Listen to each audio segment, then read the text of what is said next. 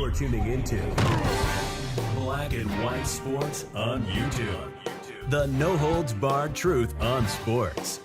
The main event starts now. All right, Black and White Sports supporters, let's talk about the Philadelphia Eagles. More specifically, we're going to talk about all-world wide receiver A.J. Brown. Now, I'm not even going to kid you. He's my favorite receiver in the NFL. Big guy, huge guy, a guy that fractured the Tennessee Titans organization. I'm not sure a lot of people understand that. And when I say fractured, well, there's a reason why Mike Vrabel left or got fired. It's because from the time that A.J. Brown was traded, Mike Vrabel was mad as hell. And A.J. Brown promptly came into Tennessee and torched them. I think it was year before last.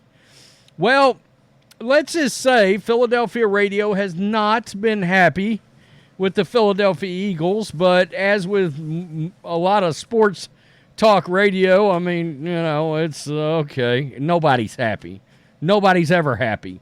Well, A.J. Brown took note because there was a trade proposal that was put out by one of the radio stations up there, and let's just take a look at it. And needless to say, A.J. Brown was, well, let's just say not happy about it. And he thinks sports media in Philadelphia is part of the Eagles' problems right now and their drama. You know, he's starting to get a reputation as being maybe disgruntled, but he tried to set the record straight, and I'll give him some credit. When it come to absolutely crushing the media, he went on Sports Talk Radio and absolutely blasted the media right back. And we know how Sports Talk Radio can get. I mean, there was such a thing called, Mike and the Mad Dog back in the day. So let's look at this. Following a disappointing season to the 2023 NFL season, Philadelphia Eagles wide receiver A.J. Brown scrubbed his social media accounts and avoided speaking to the media. That, among other things, led Philadelphia's 94 WIP to conduct a Twitter/X poll last month that gauged fan sentiment on a potential trade involving A.J. Brown and Denver Broncos cornerback Patrick Surtain II. Damn, he's a hell of a cornerback. I'm going to be real. I wouldn't make that trade, though. While most fans voted against the trade, the idea sparked strong disapproval from sports radio personality Howard Eskin against his station, I guess against his own station. While Brown remained publicly neutral on the trade rumors, which fueled speculation, he has voiced his frustration with suggestions that his sideline demeanor and perceived discontent contributed to the Eagles' struggle last season. Okay, I know one thing. Without his production, that offense would have been trash. I mean, I don't know how else to say it. If they dare let A.J. Brown out of there, has anybody noticed what happened to Ryan Tannehill's career? After he lost A.J. Brown, it was a three-headed monster. It was the Tennessee version of the triplets. Tannehill, Derrick Henry, A.J. Brown. When A.J. Brown got taken out of the equation, the Titans' offense went straight to hell. I mean, I dare you to pull him out of Philadelphia. I can only imagine how many teams would take this dude. He's a monster. He's a beast. Breaking his silence this week on Twitter, Brown sharply criticized the Philadelphia media for consistently generating false stories driven by their pursuit of views. He believes this negativity misled fans and contributes to a toxic environment that ultimately harms the team's image. Well, you got to understand, you are in the NFL, and taking shrapnel, taking fire is part of it. I mean, that's just all there is to it. Philadelphia media is so lame, it's literally something every day. Then the fans be believing the BS. They really should start raising the prices of microphones and cameras because you people will say anything for views. I see why nobody likes us, because we don't even like us. Hashtag reality television. Look, sports, I mean, whether A.J. Brown likes it or not, sports is reality television now. It's the number one television show that there is, and there's a reality TV element to it, without a doubt. Friday saw Browns call, and the NFL, by the way, absolutely knows that, and they have embraced that. Don't believe me? Taylor Swift every 3 minutes on an NFL broadcast. Yeah, they know it's reality television now. Friday saw Brown call into WIP's afternoon show, which allowed him to clear the air while reaffirming his desire to remain with the Philadelphia Eagles. Well, let's go over here, right here. By the way, in case you're wondering, this is PFF's receiver rank. A.J. Brown was the 9th best receiver in the league, but I can tell you up until that last, say, 6 games of the year, he was way up here at the top. All right, for a long, long time this year, because I used this a bunch during the season. So let's go over here. This is from Thomas Mott, who posted a clip of A.J. Brown cooking the sports media. A.J. Brown just called in a 94.1 WIP in Philadelphia this afternoon and called out their coverage of him during the 2023 season.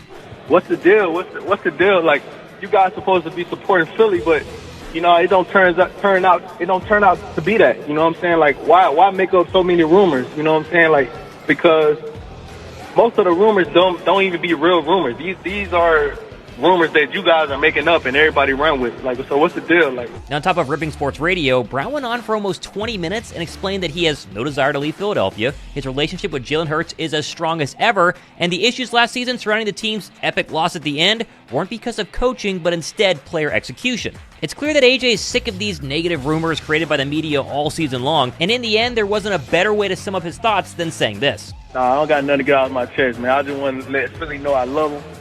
And everybody who's making those rumors, hey, man, you need to find another job.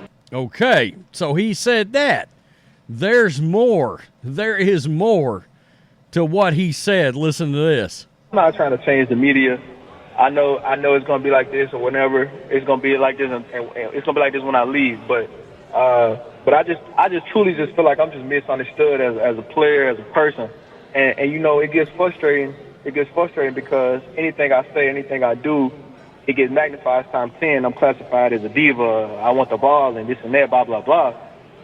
When honestly it's the other way around.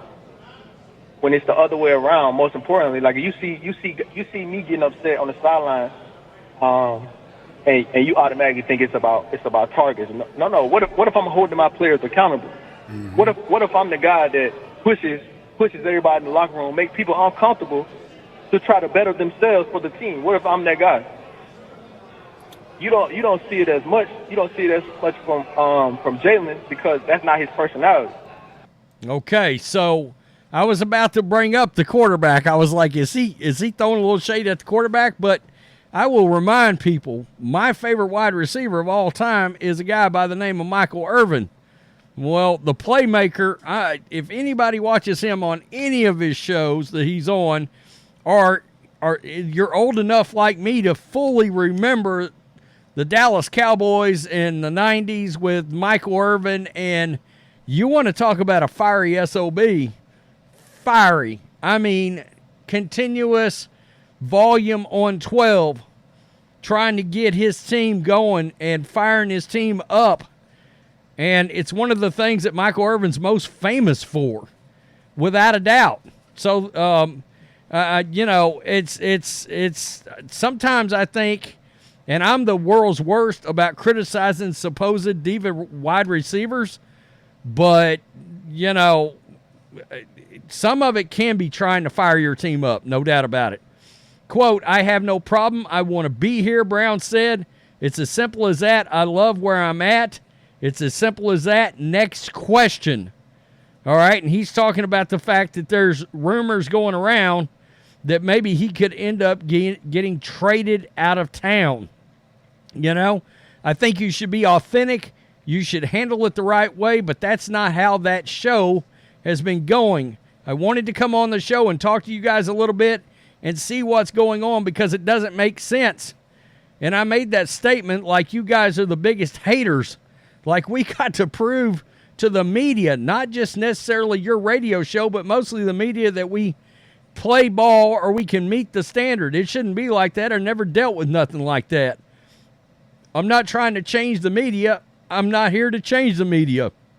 But I just felt like I'm going to give you guys 10 minutes. I'm going to answer whatever questions you want to ask. And honestly, I just feel like we gave you the answers. People just didn't want to accept the answers. That's all right, too, but you can speculate. You can do whatever.